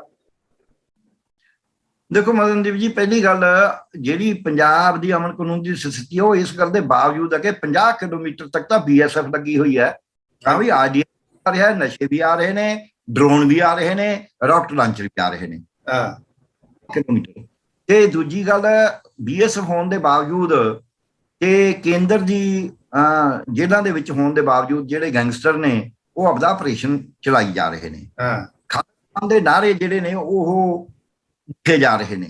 ਇਹ ਕੇਂਦਰ ਦੀਆਂ ਏਜੰਸੀਆਂ, ਹੁਣ ਕੇਂਦਰ ਦੇ ਵਿੱਚ ਗੁਪਤਾ ਸਾਹਿਬ ਨੂੰ ਲਾਇਆ ਉਹਨਾਂ ਨੇ, NIA ਦਾ ਇੰਚਾਰਜ, ਤੇ ਉਹਨਾਂ ਨੇ ਕਿਹਾ ਵੀ ਮੈਂ ਪੰਜਾਬ 'ਚ ਜੋ ਕੁਝ ਹੋ ਰਿਹਾ, ਪਹਿਲਾਂ ਪੰਜਾਬ ਦੇ DGP ਰਹੇ ਨੇ, ਉਦੋਂ ਸ਼ਾਇਦ ਪਤਾ ਨਹੀਂ ਕਿੰਨਾ ਕੁ ਫੜੇ ਨੇ ਉਹਨਾਂ ਨੇ, ਅੱਤਵਾਦੀ ਨਹੀਂ ਫੜੇ, ਜਾਂ ਜਿਹੜੇ ਸਮਗਲਰ ਵਗੈਰਾ ਨੇ, ਜਾਂ ਜਿਹੜੇ RDX ਵਗੈਰਾ ਲਿਆਉਣ ਵਾਲੇ ਨੇ, ISI ਦੇ ਏਜੰਟ ਵਗੈਰਾ ਨੇ, ਹੁਣ ਕਿੰਨਾ ਫੜਨਗੇ ਉਹ ਤਾਂ ਸਮਾਂ ਦੱਸੇਗਾ। ਪਰ ਇਹਦੇ 'ਚ ਜਿਹੜੀ ਤੁਸੀਂ NI ਦੀ ਗੱਲ ਕਰ ਰਹੇ ਹੋ ਸਰ, ਦਿੱਲੀ ਪੁਲਿਸ ਇੰਨੀ ਐਕਟਿਵ ਹੋ ਚੁੱਕੀ ਹੈ ਪੰਜਾਬ ਦੇ ਅੰਦਰ ਸਿੱਧੂ ਮੂਸੇਵਾਲਾ ਦੇ ਕਤਲ ਤੋਂ ਬਾਅਦ ਕਿ ਸਿੱਧੀ ਫੜੋ-ਫੜੀ ਜਿਹੜੀ ਹੈਗੀ ਹੈ ਪੰਜਾਬ ਪੁਲਿਸ ਦੇ ਥਾਂ ਤੇ ਦਿੱਲੀ ਪੁਲਿਸ ਕਰ ਰਹੀ ਹੈ। ਜਿਹੜਾ ਇਸ ਤਰ੍ਹਾਂ ਦਾ ਜੋ ਮਾਹੌਲ ਬਣਿਆ ਹੋਇਆ ਹੈ, ਦਿੱਲੀ ਪੁਲਿਸ ਨੂੰ ਕਿਵੇਂ ਪਤਾ ਲੱਗ ਜਾਂਦਾ ਗੈਂਗਸਟਰਾਂ ਦਾ ਕਿਆ ਬੈਠਿਆ ਔਰ ਇਹਨਾਂ ਨੇ ਸਿੱਧੂ ਮੂਸੇਵਾਲੇ ਨੂੰ ਮਰਵਾਇਆ ਆ? ਕੀ ਏਜੰਸੀਆਂ ਦਿੱਲੀ ਪੁਲਿਸ ਨੂੰ ਜ਼ਿਆਦਾ ਸਹਿਯੋਗ ਕਰ ਰਹੀਆਂ ਜਾਂ ਦਿੱਲੀ ਪੁਲਿਸ ਦਾ ਕੋਈ ਆਪਣਾ ਇਹ ਕੋਈ ਕਾਰਜ ਹੈ ਜਾਂ ਆਪਣਾ ਕੋਈ ਪ੍ਰੋਗਰਾਮ ਹੈ ਜਾਂ ਆਪਣਾ ਕੋਈ ਏਜੰਡਾ ਹੈ ਕਿ ਉਹਨਾਂ ਨੇ ਗੈਰ ਭਾਜਪਾਈ ਸਰਕਾਰਾਂ ਵਾਲੇ ਸੂਬੇ ਦੇ ਵਿੱਚ ਕਿਸ ਤਰ੍ਹਾਂ ਐਕਟਿਵ ਹੋਣਾ ਹੈ? ਕਿਵੇਂ ਲੋਕਾਂ ਦੇ ਵਿੱਚ ਇਹ ਵਿਸ਼ਵਾਸ ਪ੍ਰਗਟਾਉਣਾ ਕਿ ਦਿੱਲੀ ਦੀ ਪੁਲਿਸ ਬਿਹਤਰ ਆ? ਦਿੱਲੀ ਦੀ ਪੁਲਿਸ ਤੋਂ ਭਾਵ ਕਿ ਕੇਂਦਰ ਦੀ ਪੁਲਿਸ ਜਿਹੜੀ ਹੈਗੀ ਹੈ, ਭਾਵੇਂ NI ਹੋਵੇ ਤੇ ਭਾਵੇਂ ਦਿੱਲੀ ਦੀ ਪੁਲਿਸ ਹੋਵੇ। ਜੀ ਦੇਖੋ, ਗ੍ਰਹਿ ਮੰਤਰੀ ਸਾਹਿਬ ਦੇ ਅੰਦਰ ਨੇ, ਦੇਸ਼ ਦੇ ਗ੍ਰਹਿ ਮੰਤਰੀ ਤਕੜੇ ਲੀਡਰ ਨੇ। ਪਹਿਲਾਂ ਹੀ ਮੈਂ ਕਹਿ ਕੇ ਹਟਿਆ ਵੀ ਉਹਨਾਂ ਦੇ ਬਾਰੇ ਪਤਾ ਹੈ ਵੀ ਹਾਂ, ਉਹ ਜੋ ਚਾਹੁੰਦੇ ਨੇ, ਬੋਲਦੇ ਘੱਟ ਨੇ ਪਰ ਕਰ ਜਾਂਦੇ ਨੇ ਆਪਦਾ ਜੋ ਚਾਹੁੰਦੇ ਨੇ। ਆ ਜਿਹੜਾ ਹੁਣ ਸੁਪਰੀਮ ਕੋਰਟ ਦਾ ਫੈਸਲਾ ਆਇਆ ਸੀ ਚੀਫ ਤਸੀਲਦਾਰ ਨੂੰ ਅਰੈਸਟ ਕਰਾਉਣ ਦਾ, ਉਹਨਾਂ ਨੇ ਤਾਂ ਕੋਈ ਕਿਹਾ ਨਹੀਂ ਸੀ ਅਰੈਸਟ ਕਰਨਾ, ਕਿਹਾ ਕਾਰਵਾਈ ਕਰੋ। ਇਹਨਾਂ ਨੇ ਨਾਲ ਦੀ ਨਾਲ ਕਹਿਤਾ ਵੀ ਇਹਦਾ ਮਤਲਬ ਇਮੀਡੀਏਟਲੀ ਅਰੈਸਟ ਕਰਿਆ ਜਾਵੇ। ਤਾਂ ਉਹ ਅਗਲੇ ਨੂੰ ਪਤਾ ਲੱਗਿਆ ਵੀ ਗ੍ਰਹਿ ਮੰਤਰੀ ਸਾਹਿਬ ਚਾਹੁੰਦੇ ਨੇ। ਸੋ ਦਿੱਲੀ ਦੀ ਪੁਲਿਸ ਇੱਥੇ ਆ ਕੇ ਡੇ ਟੂ ਡੇ ਕ੍ਰਾਈਮ ਨੂੰ ਜੇ ਕਰ ਰਹੀ ਹੈ ਤਾਂ ਸਿੱਧਾ ਹੀ ਗੱਲ ਹੈ ਵੀ ਜਿਹਨੂੰ ਮਰਜ਼ੀ ਫੜ ਕੇ ਅੰਦਰ ਕਰਨਾ, ਜੋ ਮਰਜ਼ੀ ਕਰਨਾ, ਜਿਹਨੂੰ ਛੱਡਣਾ ਪੰਜਾਬ ਦੇ ਉੱਤੇ, ਕਿਉਂਕਿ ਬੀਜੇਪੀ ਦੀ ਅੱਖ ਹੈ।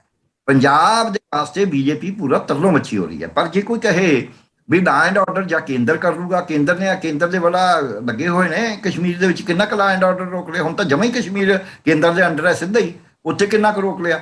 ਇਹੋ ਜਿਹੀ ਗੱਲ ਨਹੀਂ ਹੈ। ਜੇ ਆਪਾਂ ਐਂ ਸੋਚੀਏ, ਉਹ ਪੋਲੀਟੀਕਲ ਫੈਸਲੇ ਔਰ ਪ੍ਰੋਫੈਸ਼ਨਲ ਕਿੱਤਾ ਮਾਹਰ ਯਾਨੀ ਕਿ ਪੁਲਿਸ, ਇਹ ਦੋਨਾਂ ਨੇ ਰਲ ਕੇ ਕਰਨਾ ਹੁੰਦਾ। ਫਿਰ ਇੰਟੈਲੀਜੈਂਸ ਏਜੰਸੀਆਂ, ਤੇ ਉਹਦੇ ਵਿੱਚ ਮੈਨੂੰ ਐਂ ਲੱਗਦਾ ਹੈ ਵੀ ਪੋਲੀਟੀਕਲ ਫੈਸਲਿਆਂ ਦੀ ਵੀ ਲੋੜ ਹੁੰਦੀ ਹੈ। ਜਿਹੜੇ ਉਹ ਗ੍ਰਹਿ ਮੰਤਰੀ ਖੁਦ ਮੁੱਖ ਮੰਤਰੀ ਨੇ, ਸੋ ਉਹਨਾਂ ਰਾਹੀਂ ਕਰਨੇ ਪੈਣਗੇ। ਇਹਨਾਂ ਕੋਲ ਪ੍ਰੋਫੈਸ਼ਨਲ ਮਾਹਰ ਸੀਗੇ, ਉਹਨਾਂ ਨੂੰ ਉਹ ਇਹਨਾਂ ਨੂੰ ਸ਼ਾਇਦ ਪਸੰਦ ਨਹੀਂ ਹੈਗੇ, ਨਹੀਂ ਰਹੇ, ਉਹ ਗੱਲ ਵੱਖਰੀ ਹੈ। ਤੇ ਜੇ ਤੁਸੀਂ ਕਹੋ ਵੀ ਡੀਜੀਪੀ ਪੰਜਾਬ ਦੇ ਵਿੱਚ ਜਦ ਚੱਲ ਰਿਹਾ ਸੀ ਕਾਲਾ ਦੌਰ, ਉਦੋਂ KPS ਗਿੱਲ ਪਹਿਲਾਂ ਵੀ ਆਇਆ ਸੀ, ਫਿਰ ਉਹਨੂੰ ਹਟਾਇਆ ਗਿਆ ਸੀ ਤੇ ਰਬੀਰੋ ਆਇਆ ਸੀ। ਫਿਰ ਰਬੀਰੋ ਤੋਂ ਬਾਅਦ ਦੁਬਾਰਾ KPS ਗਿੱਲ ਆਇਆ ਸੀ ਤੇ ਦੁਬਾਰਾ KPS ਗਿੱਲ ਲੋਕ ਕਹਿੰਦੇ ਵੀ ਉਹਨੇ ਨਹੀਂ, ਉਹ ਪੋਲੀਟੀਕਲ ਫੈਸਲੇ ਸੀਗੇ ਵੀ ਹੁਣ ਇਹਨੂੰ ਖਤਮ ਕਰਨਾ ਹੈ। ਜਿੰਨਾ ਚਿਰ ਉਹਨੂੰ ਚਾਲੂ ਰੱਖ ਕੇ ਫਾਇਦਾ ਸੀ ਹੁੰਦਾ। ਹੁਣ ਤਾਂ ਕਿਤਾਬਾਂ ਆ ਗਈਆਂ ਸਭ ਦੇ ਸਾਹਮਣੇ, ਹੁਣ ਤਾਂ ਕੋਈ ਦੋ ਰਾਏ ਨਹੀਂ ਹੈ। ਸੋ ਕੇਂਦਰ ਦੀ ਕੀ ਸਕੀਮ ਹੈ ਪੰਜਾਬ ਵਾਲੇ, ਉਹਦੇ 'ਚ ਵੱਡੀ ਸਕੀਮ ਇਹ ਹੈ ਕਿ ਪੰਜਾਬ ਨੂੰ ਥੱਲੇ ਲਾ ਕੇ ਰੱਖਣਾ ਹੈ, ਕਿਉਂਕਿ ਪੰਜਾਬ ਅੰਖ ਨਾਲ ਗੱਲ ਕਰਦਾ ਹੈ, ਪੰਜਾਬ ਵੱਧ ਅਧਿਕਾਰਾਂ ਦੀ ਗੱਲ ਕਰਦਾ ਹੈ, ਪੰਜਾਬ ਹੀ ਲੜਦਾ ਅਧਿਕਾਰਾਂ ਵਾਸਤੇ। ਤੁਸੀਂ ਇੱਕ ਗੱਲ, ਮੈਂ ਇੱਕ ਲਾਈਨ 'ਚ, ਕਿਉਂਕਿ ਆਪਣੇ ਕੋਲ ਸਮਾਂ ਵੀ ਘੱਟ ਹੈ, ਗੌਰਵ ਯਾਦਵ ਕਾਬਲ ਅਫਸਰ ਨੇ, ਉਹ ਇੱਥੇ ਚੰਡੀਗੜ੍ਹ 'ਚ ਰਹੇ ਨੇ, ਮੈਂ ਉਹਨਾਂ ਨੂੰ ਦੇਖਿਆ, ਇੱਥੇ ਵੀ ਉਹਨਾਂ ਨੇ ਬਹੁਤ ਕੰਮ ਕਰਿਆ। ਪਰ ਜਿਹੜੇ ਭਾਵਰਾ ਸਾਹਿਬ ਸੀਗੇ, ਉਹਨਾਂ ਨੂੰ ਵੀ ਮੈਂ ਦੇਖਿਆ, ਉਹ ਵੀ ਕਾਬਲੀਅਤ, ਦੋਹਾਂ 'ਚ ਫਰਕ ਹੀ ਆ। ਗੌਰਵ ਯਾਦਵ ਥੋੜਾ ਜਿਹਾ ਡਟ ਕੇ ਬੋਲਦੇ ਨੇ, ਭਾਵਰਾ ਸਾਹਿਬ ਥੋੜਾ ਸੋਬਰ ਬੋਲਦੇ ਸੀ। ਸੋਬਰ ਬੋਲਣ ਦਾ ਮਤਲਬ ਇਹ ਨਹੀਂ ਆ ਵੀ ਉਹ ਪੁਲਸੀਆ ਕੰਮ ਨਹੀਂ ਕਰ ਸਕਦੇ ਸੀ ਜਾਂ ਨਹੀਂ ਕਰਦੇ ਸੀ। ਤੇ ਜਦ ਤੁਸੀਂ ਇੱਕ ਐਡੇ ਸੀਨੀਅਰ ਅਫਸਰ ਨੂੰ ਭੇਜੋਗੇ ਤਾਂ ਛੁੱਟੀ 'ਚ ਜਾਏਗਾ, ਹੋਰ ਕੀ ਕਰੇਗਾ? ਇੱਥੇ ਗਵਰਨਰ ਜਦ ਚੋਣਾਂ ਪੰਜਾਬ ਦੀਆਂ ਪੋਸਟਪੋਨ ਕਰੀਆਂ ਸੀ ਚੰਦਰ ਸ਼ੇਖਰ ਸਰਕਾਰ ਨੇ, ਉਦੋਂ ਗਵਰਨਰ ਨੇ ਰਿਜ਼ਾਈਨ ਕਰਤਾ ਸੀ ਇਮੀਡੀਏਟਲੀ, ਕਿਉਂਕਿ ਉਹਦੀ ਇੱਜ਼ਤ ਕੋਈ ਨਹੀਂ ਰਹਿੰਦੀ ਬੰਦੇ ਦੀ। ਸੋ ਜਦ ਇਹ ਆਪਣਾ ਕਰਦੇ ਨੇ, ਗੁਪਤਾ ਜੀ ਪਹਿਲਾਂ ਜਦ ਹਟਾਏ ਤਾਂ ਨਾਲ ਦੀ ਨਾਲ ਇਹਨੇ ਚੰਨੀ ਸਰਕਾਰ ਨੇ ਤਾਂ ਉਹ ਕੇਂਦਰ 'ਚ ਜਾਣ ਦਾ ਉਹਨਾਂ ਨੇ ਕਹਿਤਾ। ਕਹਿੰਦੇ ਆ ਕਿ ਗੌਰਵ ਯਾਦਵ ਨੇ ਸਿਆਸੀ ਦਬਾਅ ਬੜਾ ਘੱਟ ਮੰਨਦੇ ਨੇ। ਹਾਂਜੀ, ਕਹਿੰਦੇ ਆ ਕਿ ਗੌਰਵ ਯਾਦਵ ਨੇ ਸਿਆਸੀ ਦਬਾਅ ਥੱਲੇ ਘੱਟ ਆਉਂਦੇ ਨੇ। ਦੇਖੋ, ਗੱਲ ਇਹ ਹੈ, ਇਹ ਕਹਿਣ ਦੀਆਂ ਗੱਲਾਂ ਨੇ। ਕਿਹੜਾ ਪੁਲਿਸ ਵਾਲਾ ਹੈ ਜਿਹੜਾ ਸਿਆਸੀ ਦਬਾਅ ਨਾ, ਸਿਆਸੀ ਤਾਂ ਉਹਨਾਂ ਨੂੰ ਪੋਸਟ ਕਰਦੀ ਹੈ। ਗੱਲ ਕਰੋ ਵੀ ਮੰਨਣਾ ਕਿਹਦਾ, ਇਹਦੇ ਉੱਤੇ ਸਵਾਲ ਸਕਦਾ ਵੀ ਤੂੰ ਯਾਰ ਫਲਾਣੇ ਦਾ ਵੀ ਮੰਨੀ ਜਾਂਦਾ, ਉਹਦਾ ਕਿਉਂ ਮੰਨਿਆ? ਐ ਨਹੀਂ ਹੁੰਦਾ। ਇਹ ਆਪਾਂ, ਮੈਂ ਇੱਕ ਬੜੇ ਕਾਬਲ DC ਸੀਗੇ, ਉਹਨਾਂ ਬਾਰੇ ਜਾਣਦਾ। ਜਦ ਕਾਂਗਰਸ ਦੀ ਸਰਕਾਰ ਸੀ, ਉਦੋਂ BJP ਦੇ ਮੰਤਰੀਆਂ ਜਿਹੜੇ ਸੀਗੇ ਲੀਡਰ, ਉਹਨਾਂ ਦੇ ਵੀ ਕੰਮ ਕਰੀ ਜਾਂਦੀ ਸੀ ਕੁਛ ਨਾ ਕੁਛ, ਤੇ ਉਹ ਚੁੱਪ ਸੀਗੇ ਵੀ ਠੀਕ ਹੈ। ਫਿਰ BJP ਦੀ ਸਰਕਾਰ ਆ ਗਈ ਤੇ ਉਹਨਾਂ ਨੇ ਚੱਕ ਕੇ ਉਹਨੂੰ DC ਤੋਂ ਬਦਲਾਤਾ, ਕਿਉਂਕਿ ਉਹਨਾਂ ਨੂੰ ਐਂ ਲੱਗਿਆ ਵੀ ਹੁਣ ਸਾਡੀ ਸਾਰੀ ਸਵੇਦੀ ਮੰਨੋ। ਹੁਣ ਕਾਂਗਰਸੀਆਂ, ਉਹ DC ਜਿਹੜੀ ਸੀ ਇੰਨਾ ਕਰਦੀ ਸੀ, ਜਿਹੜੀ ਰਾਜ ਕਰਨ ਵਾਲੀ ਪਾਰਟੀ ਆ ਉਹਦੇ ਜ਼ਿਆਦਾ ਕੰਮ ਕਰ ਦੋ, ਜਿਹੜੀ ਵਿਰੋਧੀ ਪਾਰਟੀ ਹੈ ਜਿਹੜੇ ਜਾਇਜ਼ ਕੰਮ ਨੇ ਉਹਦੇ ਵੀ ਕਰ ਦੋ। ਪਰ ਹੁਣ ਜਦ ਅਕਾਲੀ BJP ਸਰਕਾਰ ਆ ਗਈ, ਉਹਨਾਂ ਨੇ ਮਨਜ਼ੂਰ ਨਹੀਂ ਸੀ ਵੀ ਵਿਰੋਧੀ ਪਾਰਟੀ ਦਾ ਕੋਈ ਵੀ ਕੰਮ ਹੋਵੇ।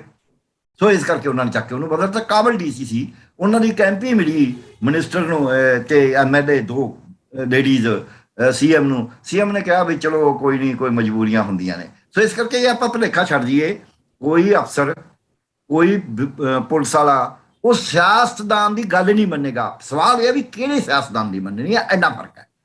ਇਹ ਆਪਾਂ ਨਾ ਰੱਖੀਏ ਵੀ ਗੌਰਵ ਯਾਦਵ ਹੈ ਜਿਹੜਾ, ਗੌਰਵ ਯਾਦਵ ਕਿਵੇਂ ਕਹੂਗਾ ਵੀ ਮੈਂ CM ਦੀ ਗੱਲ ਨਹੀਂ ਸੁਣਨੀ? CM ਕਹੇਗਾ ਪਾਲਿਸੀ ਤਾਂ ਆਫਟਰ ਪੋਲੀਟੀਕਲ। ਮੈਂ ਤਾਂ ਪਹਿਲਾਂ ਕਹਿੰਦਾ ਲਾ ਐਂਡ ਆਰਡਰ ਕੱਲੀਆਂ ਬੰਦੂਕਾਂ ਨਾਲ ਨਹੀਂ ਠੀਕ ਹੁੰਦਾ, ਕੱਲੀ ਵਰਦੀ ਨਾਲ ਨਹੀਂ ਠੀਕ ਹੁੰਦਾ। ਲਾ ਐਂਡ ਆਰਡਰ ਤੇ ਪੋਲੀਟੀਕਲ ਡਿਸੀਜਨ ਹੁੰਦਾ ਹੈ। ਪੋਲੀਟੀਕਲ ਡਿਸੀਜਨ ਦਾ ਈਵਨ ਆਰਮੀ ਨੂੰ ਮੰਨਣੇ ਪੈਂਦੇ ਨੇ। ਤੁਸੀਂ ਮੈਨੂੰ ਐਂ ਦੱਸੋ, ਜੇ ਜੰਗਬੰਦੀ ਕਰਨ ਦਾ ਕਿਤੇ ਦੋ ਮੁਲਕਾਂ ਦਾ ਫੈਸਲਾ ਹੁੰਦਾ ਹੈ, ਉਹ ਆਰਮੀ ਕਰਦੀ ਹੈ ਜਾਂ ਪੋਲੀਟੀਕਲ ਫੋਰਸ ਕਰਦੀ ਹੈ? ਮੈਨੂੰ ਕੋਈ ਦੱਸੇ। ਐਸਾ ਆਰਮੀ ਨਹੀਂ ਹੁੰਦਾ। ਜੰਗ ਅੱਜ ਤੱਕ ਕਦੇ ਬਾਰਡਰ ਦੇ ਉੱਤੇ ਲੜ ਕੇ ਨਹੀਂ ਜਿੱਤੀ ਗਈ। ਈਵਨ ਜਿਹੜੇ ਨਿਆਜੀ ਦੇ ਹਥਿਆਰ ਸੁਟਾਏ ਗਏ ਸੀ ਜਨਰਲ ਜਗਜੀਤ ਸਿੰਘ ਅਰੋੜਾ ਵੱਲੋਂ, ਉਹ ਵੀ ਸੁੱਟੇ ਗਏ ਸੀ। ਸੋ ਆਪਾਂ ਐ ਨਾ ਸੋਚੀਏ ਵੀ ਪੋਲੀਟੀਕਲ ਫੈਸਲੇ ਤੋਂ ਬਗੈਰ ਸਭ ਕੁਝ ਹੁੰਦਾ। ਇਹ ਠੀਕ ਹੈ ਵੀ ਭਾਵਰਾ ਜੀ ਆਪਦਾ ਕੰਮ ਕਰ ਰਹੇ ਸੀ, ਸਡਨਲੀ ਉਹਨਾਂ ਨੂੰ ਤੁਸੀਂ ਇੱਕ ਇਹੋ ਜਿਹੀ ਸਿਚੁਏਸ਼ਨ ਦੇ ਵਿੱਚ ਲਿਆ ਕੇ ਖੜਾ ਕਰਤਾ, ਜਿਹੜੀ ਸਿਚੁਏਸ਼ਨ ਇੰਨੀ ਫਲੂਇਡ ਹੈ। ਆਪ ਤੁਸੀਂ ਨਵੇਂ ਆਏ ਹੋ, ਤੁਹਾਡਾ ਆਪਦਾ ਵੀ ਕੋਈ ਬਹੁਤਾ ਉਸ ਤਰੀਕੇ ਦਾ ਤਜਰਬਾ ਨਹੀਂ ਹੈ, ਤੇ ਨੈਚੁਰਲੀ ਤੁਹਾਡੇ ਆਪਦੇ ਅੰਦਰ ਹੀ 100 ਗੱਲਾਂ ਹੈਗੀਆਂ ਨੇ, ਤੇ ਇਸ ਕਰਕੇ ਉਹਨਾਂ ਦੇ ਖਾਤੇ ਪਾਉਣਾ ਸੀ, ਉਹ ਪਾਤਾ। ਹੋਰ ਕੋਈ ਗੱਲ ਨਹੀਂ। ਭਾਵਰਾ ਜੀ ਨੇ ਉਰੀ ਰਹੇ ਨੇ ਪੰਜਾਬ 'ਚ, ਹਾਂ ਆਪ ਦੇ ਵਿੱਚੋਂ ਬਹੁਤ ਵੱਡੇ ਵੱਡੇ ਅਹੁਦਿਆਂ ਤੇ ਰਹੇ ਨੇ, ਔਰ ਉੱਥੇ ਉਹਨਾਂ ਨੇ ਕਾਬਲੀਅਤ ਨਾਲ ਕੰਮ ਕਰਿਆ। ਉਹ ਮੈਂ ਕਹਾਂਗਾ ਭਾਵਰਾ ਜੀ ਕੈਸੇ, ਮੈਂ ਬਹੁਤਾ ਮਿਲਿਆ ਨਹੀਂ ਕਦੇ ਉਹਨਾਂ ਨੂੰ, ਇੱਕ ਵਾਰੀ ਮਿਲਿਆ ਸਿਰਫ, ਪਰ ਮੈਨੂੰ ਇਹ ਲੱਗਦਾ ਵੀ ਭਾਵਰਾ ਜੀ ਜ਼ਿਆਦਾ ਇਨਸਾਫ ਪਸੰਦ ਅਫਸਰ ਨੇ। ਠੀਕ ਹੈ। ਔਰ ਵੀ ਮੈਂ ਮਿਲਿਆ, ਕਿਸੇ ਵਰਕਸ਼ਾਪ 'ਚ ਵੀ ਮਿਲਿਆ, ਗੌਰਵ ਯਾਦਵ ਜੀ ਤਕੜਾ ਅਫਸਰ ਹੈ, ਕੰਮ ਕਰਨ ਵਾਲਾ ਹੈ, ਪਰ ਜੇ ਕੋਈ ਕਹੇ ਵੀ ਕੋਈ ਇਕੱਲਾ ਸਭ ਕੁਝ ਕਰ ਜਾਂਦਾ ਹੁੰਦਾ, ਐ ਨਹੀਂ ਹੁੰਦਾ। ਡਾਕਟਰ ਸਾਹਿਬ, ਭਗਵੰਤ ਮਾਨ ਹੋਰਾਂ ਨੇ ਕੁਝ ਨਵੇਂ ਚਿਹਰੇ ਜਿਹੜੇ ਸ਼ਾਮਲ ਕੀਤੇ ਨੇ ਕੈਬਨਿਟ ਦੇ ਵਿੱਚ, ਕਾਫੀ ਸਾਰੀਆਂ ਗੱਲਾਂ ਉੱਠ ਰਹੀਆਂ। ਕੋਈ ਕਹਿੰਦਾ ਹੈ ਕਿ ਭਗਵੰਤ ਮਾਨ ਦੀ ਬਿਲਕੁਲ ਨਹੀਂ ਚੱਲੀ, ਜੋ ਦਿੱਲੀ ਤੋਂ ਹੁਕਮ ਹੋਇਆ ਭਗਵੰਤ ਮਾਨ ਹੋਰਾਂ ਨੇ ਕੀਤਾ ਹੈ। ਇਹਦੇ ਬਾਰੇ ਵੀ ਅਸੀਂ ਤੁਹਾਡੇ ਤੋਂ ਥੋੜੀ ਜਾਣਕਾਰੀ ਲੈਣੀ ਚਾਹੁੰਦੇ ਹਾਂ ਕਿ ਕਿੱਥੋਂ ਤੱਕ ਇਹ ਗੱਲਾਂ ਜਾਇਜ਼ ਨੇ, ਤੁਹਾਨੂੰ ਕਿਵੇਂ ਲੱਗਦਾ ਹੈ। ਦੂਸਰਾ, ਜੇ ਇਹ ਨਵੇਂ ਕੈਬਨਿਟ ਮੰਤਰੀ ਬਣਾਏ ਗਏ ਆ ਤਾਂ ਇਹਦੇ ਨਾਲ ਪੰਜਾਬ ਦੀ ਜਿਹੜੀ ਸਰਕਾਰ ਦੇ ਜਿਹੜੇ ਕਾਰਜ ਨੇ, ਸਰਕਾਰ ਦਾ ਜਿਹੜਾ ਕੰਮ ਕਰਨ ਦਾ ਤਰੀਕਾ ਹੈ, ਚੁਣੀ ਹੋਈ ਸਰਕਾਰ ਦੀ ਕਾਰਜਸ਼ੈਲੀ ਜਿਹੜੀ ਹੈ, ਉਹ ਕਿੰਨੀ ਕੁ ਗਤੀ ਪਕੜੇਗੀ, ਕਿੰਨੇ ਕੁ ਉਹਦੇ ਵਿੱਚ ਇਹ ਸਹਿਯੋਗ ਕਰ ਸਕਦੇ ਆ ਨਵੇਂ ਜਿਹੜੇ ਚਿਹਰੇ ਸ਼ਾਮਲ ਕੀਤੇ ਗਏ ਨੇ। ਦੇਖੋ, ਜਦ ਕੋਈ ਕਮਿਟਮੈਂਟ ਨਾਲ ਕੰਮ ਕਰਦਾ ਹੈ ਤਾਂ ਕੰਮ ਹੋ ਜਾਂਦਾ ਹੈ। ਅਮਨ ਅਰੋੜਾ ਹੈਗਾ, ਜਿਹੜਾ ਵੀ ਉਹਨੂੰ ਮਹਿਕਮਾ ਮਿਲੇਗਾ, ਮੈਨੂੰ ਲੱਗਦਾ ਕਾਫੀ ਉਹ ਕੰਮ ਕਰ ਸਕੇਗਾ। ਬਾਕੀ ਵੀ ਕੁਛ ਨਾ ਕੁਛ ਕਰਨਗੇ, ਉਮਰ ਦੇ ਹਿਸਾਬ ਨਾਲ ਵੀ ਮੈਚੁਰ ਨੇ ਬੰਦੇ। ਪਰ ਜਿਸ ਤੋਂ ਇਹ ਕਹਿਣਾ ਕਿ ਵੀ ਉਹੀ ਕਾਬਲ ਸੀਗੇ, ਕਾਬਲ ਤਾਂ ਪਾਰਟੀਆਂ ਦਾ, ਉਹਨਾਂ ਦੇ ਆਪਦੇ ਫੈਸਲੇ ਨੇ, ਉਹਦੇ ਉੱਤੇ ਬਹੁਤਾ ਕਿੰਤੂ ਪਰੰਤੂ ਨਹੀਂ ਕਰਿਆ ਜਾਂਦਾ ਹੁੰਦਾ। ਪਾਰਟੀ ਨੇ ਆਪਦਾ ਦੇਖਣਾ, ਜਿਹੜਾ ਵਿਜ਼ੀਬਲ ਹੋਵੇ, ਕੋਈ ਨਾਰਮ ਹੋਣ, ਮਰਿਆਦਾ ਹੋਵੇ, ਉਹ ਮਰਿਆਦਾ ਜ਼ਰੂਰ ਦੇਖਣੀ ਹੁੰਦੀ ਹੈ। ਉਹ ਸ਼ਾਇਦ ਉਹਨਾਂ ਨੇ ਆਪੇ ਕਿਵੇਂ ਤੈਅ ਕਰੀ ਹੈ, ਉਹ ਤਾਂ ਉਹੀ ਜਾਣਨ। ਪਰ ਕਿਉਂਕਿ ਪੰਜਾਬ ਦੀ ਸਰਕਾਰ ਬਣੀ ਹੈ, ਪੰਜਾਬ ਦੇ ਵਾਸਤੇ ਹੈ, ਤਾਂ ਪੰਜਾਬ ਦੇ ਲੋਕਾਂ ਦਾ ਇਹ ਕਹਿਣਾ ਵੀ ਭਾਈ ਜਿਹੜੇ ਤੁਹਾਡੇ ਪਹਿਲਾਂ ਚੁਣੇ ਹੋਏ ਸੀ, ਜਿਹੜੇ ਤੁਹਾਡੇ ਨਾਲ ਹੀ ਖੜੇ ਗਏ ਰਹੇ, ਕਿਤੇ ਗਏ ਵੀ ਨਹੀਂ ਸੀ ਟੁੱਟ ਕੇ, ਤੇ ਉਹਨਾਂ ਨੂੰ ਸੈਕੰਡ ਟਾਈਮ ਉਹਨਾਂ ਨੂੰ ਕੁਛ ਤਾਂ ਤਜਰਬਾ ਸੀਗਾ ਹੀ, ਆਪੋਜੀਸ਼ਨ ਦੇ ਰਹੇ ਨੇ ਉਹ ਮਰੈਲੀ, ਤੇ ਉਹਨਾਂ ਨੂੰ ਕੋਈ ਨਾ ਕੋਈ ਤਜਰਬਾ ਤਾਂ ਹੋਣਾ ਹੀ ਹੈ। ਤੇ ਇੱਕ ਉਹਨਾਂ 'ਚ ਹੈਗੀ ਸੀ ਜਿਹਨੇ ਪਬਲਿਕਲੀ ਕਹਿਣਾ ਸ਼ੁਰੂ ਕਰਤਾ ਸੀ।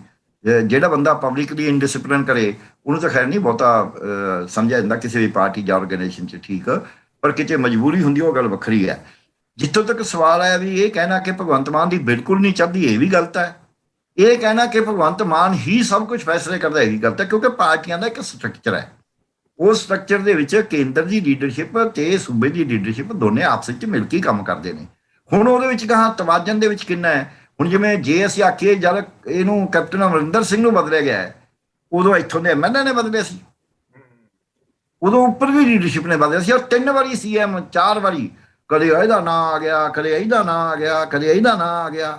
ਆਪਾਂ ਨੂੰ ਪਤਾ ਹੀ ਹੈ ਨਾਮ ਕਿਵੇਂ ਬਦਲੇ। ਨਵਜੋਤ ਸਿੱਧੂ ਨੂੰ ਜੇ ਪ੍ਰਧਾਨ ਤੋਂ ਲਾ ਕੇ ਦੂਜੇ ਪ੍ਰਧਾਨ ਲਾਇਆ ਤਾਂ ਕਦੇ ਵੋਟਾਂ ਪਵਾ ਕੇ ਦੇਖ ਲਈਆਂ।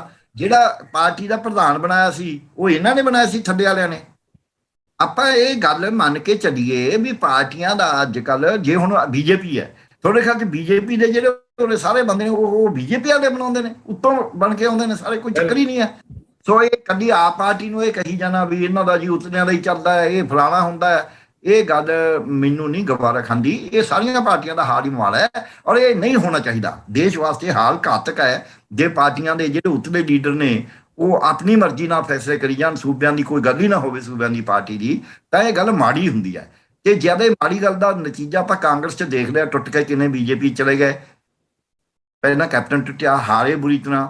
ਇਹੋ ਜਿਹੇ BJP ਦੇ ਥੱਲੇ ਲੱਗੇ ਹੋਏ ਸੀ ਅਕਾਲੀ, ਉਹਨਾਂ ਦਾ ਨਤੀਜਾ ਆਪਾਂ ਦੇਖ ਲਿਆ, ਜੋ ਕੁਝ ਹੋਇਆ, ਕਿੰਨੇ ਟੁੱਟੇ ਤੇ ਕੀ ਕੁਝ ਹੋਇਆ। ਤੇ ਆਪ ਵਾਲਿਆਂ ਦਾ ਵੀ ਇਹੋ ਜਿਹਾ ਹੋ ਜਾਊਗਾ ਜਾਂ ਥੱਲੇ ਲੱਗੇ ਰਹਿਣਗੇ। ਬਿਲਕੁਲ। ਤਾਂ ਡਾਕਟਰ ਸਾਹਿਬ, ਇਹ ਜਿਹੜੇ ਨਵੇਂ ਚਿਹਰੇ ਸ਼ਾਮਲ ਕੀਤੇ ਆ, ਠੀਕ ਹੈ, ਤੁਹਾਡੀ ਗੱਲ ਠੀਕ ਹੈ, ਇਹਦੇ ਨਾਲ ਕੁਝ ਫਰਕ ਪਏਗਾ ਸਰਕਾਰ ਦੀ ਗਤੀ 'ਚ? ਡੈਫੀਨਿਟਲੀ ਜਦ ਤੁਹਾਡੇ ਕੋਲ ਮੈਨ ਪਾਵਰ ਵੱਧਦੀ ਆ, ਇੰਡੀਪੈਂਡੈਂਟ ਅਗਲੇ ਆਪਦਾ ਕੰਮ ਕਰਨਗੇ, ਕੁਛ ਤਾਂ ਫਰਕ ਪੈ ਸਕਦਾ। ਪਰ ਫਰਕ ਕਿੱਧਰ ਨੂੰ ਪੈਂਦਾ ਇਹ ਡਿਪੈਂਡ ਕਰਦਾ ਵੀ ਜੀ ਤਾਂ ਉਹ ਆਪਦਾ ਸੋਚ ਸਮਝ ਕੇ ਸੁਧਾਰ ਵੱਲ ਨੂੰ ਤੁਰਨਗੇ, ਜਿਵੇਂ ਮੈਂ ਕਿਹਾ, ਜਿਹੜੇ ਤਾਂ ਸੁਧਾਰ ਵੀ ਹੋ ਜਾਊਗਾ, ਕਿਉਂਕਿ ਮੈਨ ਪਾਵਰ ਤਾਂ ਮਿਲੀ ਗਈ ਨਾ, ਉਹਨਾਂ ਨੇ ਆਪਦੇ ਮਹਿਕਮੇ ਦੀਆਂ ਫਾਈਲਾਂ। ਭਗਵੰਤ ਮਾਨ ਉਹਨਾਂ ਨੇ ਗੱਲ ਕਹੀ ਹੈ, ਤੁਹਾਡੀ ਗੱਲ ਕਹੀ ਹੈ, ਉਹਨਾਂ ਨੇ ਕਿਹਾ ਕਿ ਮੇਰੇ ਤੇ ਬਹੁਤ ਬੋਝ ਹੈ, ਮੇਰੇ ਕੋਲ ਬਹੁਤ ਜ਼ਿਆਦਾ ਮਹਿਕਮੇ ਨੇ, ਤੇ ਮੈਂ ਚਾਹੁੰਦਾ ਕਿ ਮੇਰਾ ਬੋਝ ਵੀ ਵੰਡਾਇਆ ਜਾਏ, ਤੇ ਨਵੇਂ ਜਿਹੜੇ ਆਏ ਆ ਚਿਹਰੇ, ਉਹਦੇ ਨਾਲ ਕੰਮ 'ਚ ਤਾਂ ਤੇਜ਼ੀ ਆਉਂਦੀ ਹੋਈ ਹੈ। ਜੇ ਦੂਜੀ ਗੱਲ, ਬੰਦੇ ਜ਼ਿਆਦਾ ਹੁੰਦੇ ਨੇ ਤਾਂ ਉਹਦੇ 'ਚ ਬਿਊਰੋਕ੍ਰੇਸੀ ਦੀ ਘੱਟ ਚੱਲਦੀ ਹੈ। ਜਦ ਪੋਲੀਟੀਸ਼ੀਅਨ 5 ਪੋਲੀਟੀਸ਼ੀਅਨਾਂ ਨੂੰ ਕਿੱਥੇ ਤਾਂ ਡੀਲ ਕਰਨਾ, ਕਿੱਥੇ ਇੱਕ ਬਿਊਰੋਕਰੇਟ, ਇੱਕ CM, ਉਹਦੇ ਕੋਲ ਤਾਂ ਫਾਈਲਾਂ ਦਾ ਇੰਨੇ ਢੇਰ ਲੱਗ ਜਾਂਦੇ। ਉਹ ਤਾਂ ਜੋ ਬਿਊਰੋਕਰੇਟ ਉਹਦਾ ਜੋ ਉਹ ਬੀਨੂ ਪ੍ਰਸ਼ਾਦ, ਉਹ ਕਹੇਗਾ ਸਰ ਆਹ ਹੈ, ਉਹਨੇ ਸਾਈਨ ਮਾਰੀ ਜਾਂਦੇ। ਉਹ ਤਾਂ ਸਾਈਨ ਮਾਰਨ ਦਾ ਵੀ ਇੰਨਾ ਟਾਈਮ ਨਹੀਂ ਹੁੰਦਾ, ਇੰਨੀਆਂ। ਪਰ ਸਾਈਨ ਕਰਾਉਣੇ ਕਿੱਥੇ ਆ? ਫਾਈਲ ਤੇ ਲਿਖਿਆ ਕੀ ਹੈ? ਪੈਸਾ ਜਿਹੜਾ ਆਉਣਾ ਲੱਗਣਾ ਕਿੱਥੇ ਆ, ਇਹ ਸਾਰੀਆਂ ਚੀਜ਼ਾਂ ਤਾਂ ਚਾਹੀਦੀਆਂ ਨਾ, ਜਿਵੇਂ ਪਿਛਲੀ ਦੇਖੋ ਸਰਕਾਰ ਇਹਦਾ ਵੇਲੇ। ਗੱਲ ਮੈਂ ਤੁਹਾਨੂੰ ਕਿੰਨੇ ਤਾਂ ਵੇਲੇ- ਦੱਸਦਾ ਵੀ ਹਾਂਜੀ ਇੱਕ ਲਾਈਨ ਚ ਦੱਸਾਂਗਾ, ਜੀ ਇਹ ਕੋਈ ਨਹੀਂ ਦੇਖਦਾ ਜਵਾਨੀ। ਉਹ ਕਹਿੰਦੇ ਕੁਝ ਹੋਰ, ਕਈ ਵਾਰੀ ਕਰਾ ਕੁਝ ਹੋਰ ਲੈਂਦੇ ਨੇ ਕਿ ਜੀ ਆਇਆ ਇੱਕ ਪੇਜ ਹੋਰ ਲਿਖਿਆ ਹੁੰਦਾ, ਦੂਜੇ ਤੇ ਕੁਝ ਹੋਰ ਮਤਲਬ ਉਹਦਾ ਹੋਰ ਨਿਕਲਦਾ। ਆ ਬਜਟ ਦੀ ਕਿਤਾਬ ਵਾਈਟ ਪੇਪਰ ਪੜ੍ਹ ਕੇ ਦੇਖ ਲਓ, ਬਜਟ ਦੇ ਡਾਕੂਮੈਂਟ ਸਾਰੇ ਪੜ੍ਹ ਕੇ ਦੇਖ ਲਓ, ਬਜਟ ਸਪੀਚ ਕੇ ਦੇਖ ਲਓ, ਤੁਹਾਨੂੰ ਆਪ ਹੀ ਪਤਾ ਲੱਗ ਜੂ ਵੀ ਤੇ ਬਿਊਰੋਕ੍ਰੇਸੀ ਫਿਰ ਤਾਂ ਹੀ ਕਈ ਵਾਰ ਵਿਜੀਲੈਂਸ ਦੱਸਦੀ ਹੈ ਨਾ ਵੀ ਤੁਸੀਂ ਕਿਹੜੀ ਫਾਈਲ ਤੇ ਸਾਈਨ ਕੀਤੇ ਸੀ। ਸੋ ਡਾਕਟਰ ਸਾਹਿਬ ਬਹੁਤ ਬਹੁਤ ਸ਼ੁਕਰੀਆ ਜੀ। ਕੋਈ ਨਹੀਂ, ਪਰ ਫਿਰ ਵੀ ਇੰਪਰੂਵ ਹੋਏਗਾ, ਇੰਪਰੂਵ ਤਾਂ ਹੋਏਗਾ ਜੀ। ਬਹੁਤ ਬਹੁਤ ਧੰਨਵਾਦ।